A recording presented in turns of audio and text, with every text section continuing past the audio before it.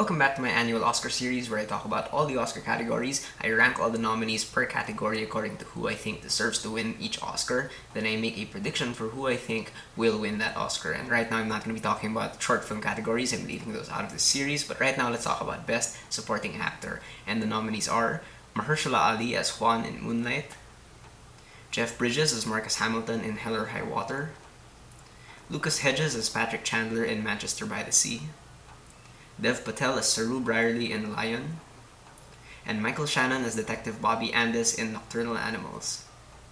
Now, I think this is a good list of nominees. However, Dev Patel absolutely does not deserve to be here. Well, it's not that he's not good. He's great in Lion. It's just that he is not a supporting actor. You cannot tell me that he isn't the lead in Lion because he has more screen time, I checked, than Sonny Pawar, the little boy who plays the younger version of his character.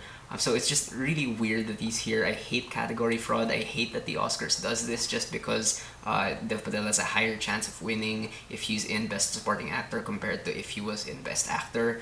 I just think it's unfair and doesn't make any sense, and it does a disservice to the character and the writing and whatnot. And in terms of snubs, I really wish Ben Foster was nominated here because if he was here, he would be my number one. I thought he was incredible in Hell or High Water. Anyway, in terms of who I think deserves to win this, at 5th place, I'm going to give it to Michael Shannon. Now, Michael Shannon is amazing in everything he does, and it's no different here. He is great in Nocturnal Animals. He's almost unrecognizable. He's reed thin. He has this accent.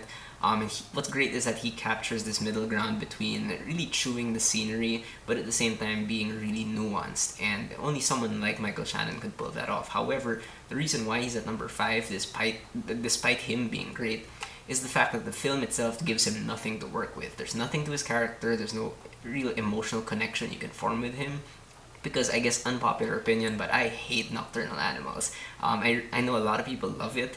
It's a well-made movie, kind of, but I really just find it so artificial and so empty, and it's because of its emptiness that Michael Shannon has nothing to work with, in my opinion. That's why he's at number 5. Now, at 4th place, I'm going to give it to Jeff Bridges. Jeff Bridges in Hell or High Water plays pretty much the stereotypical Jeff Bridges role, but he does it well. He does it really well. He's hilarious in this film. Every word out of his mouth is great, but at the same time, he plays his character in a very wistful manner, and when he has to get angry, he gets really angry, and it's awesome to see. It is definitely not the showiest role, but he still convinces because what he does very, very well. He shows up, he gets the job done. It's not extraordinary in any way, but it is solid. Now, 3rd place, I'm going to give it to Dev Patel. Again, let's just ignore the fact that he is no way the supporting character in Lion. But in all honesty, this is probably the best Dev Patel has ever been. He plays a very complicated dude who on the surface seems like, a normal college kid. But beneath the surface, he's very complicated, and he's repressed a lot of emotions since his childhood. He really puts that across very well. In fact, better than I think the script allows him to.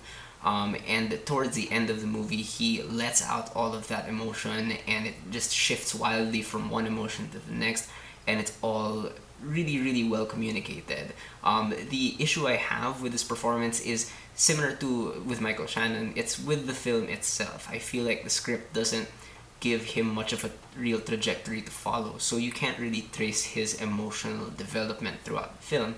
It does come off sometimes like he's just kind of bringing up random emotions from scene to scene. I know that's not entirely his fault, but the writing does affect his performance as well. Now, at 2nd place, I'm going to give it to Lucas Hedges in Manchester by the Sea.